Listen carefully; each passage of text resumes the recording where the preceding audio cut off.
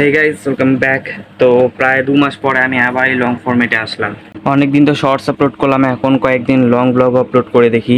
তো এখন আমি চলে আসি দোকানে। আমার একটা পার্সেল আসার কথা, আমাকে এখন ফোন করবে, তাই আমি আগে থেকে দোকানে এসে বসে আছি। তো গাইস, আমি একটা জিনিস অর্ডার দিয়েছিলাম, সেটা হলো একটা পাওয়ার ব্যাংক।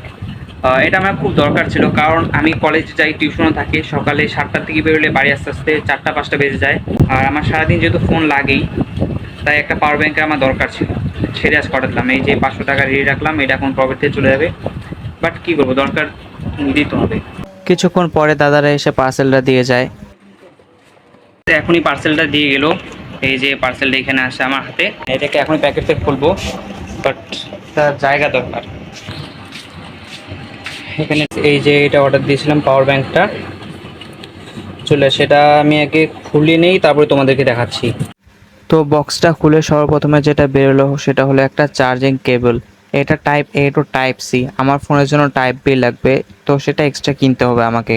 তারপরে ভিতরে রাখা ছিল একটা ম্যানুয়াল আর একটা ওয়ারেন্টি কার্ড। আর এটা হলো মেন পাওয়ার ব্যাংক। আর এটার সামনে একটা সিল লাগানো আছে, এটাকে খুলে দেই। তোমরা একবার এটার লুকটা দেখো, এটাকে অরিজিনাল একটা ফোন মনে হচ্ছে। সামনের দিকটা একটা ব্ল্যাক গ্লাস লাগানো আর পেছনটা হোয়াইট কালার। তো গাইস, এই যে সিলটা ছিল না, এটা সরিয়ে মনে হচ্ছিল একদম ফোনের কাভারটা সরালাম। আর দেখতেও অনেকটা ফোনের মতোই, পিছন থেকে এরকম। এখানে চার্জিং পোর্টগুলো আছে। তো এটাকে আগে অন করে দেখি, পাওয়ার বাটনে এটা এই যে অন হয়ে গেছে।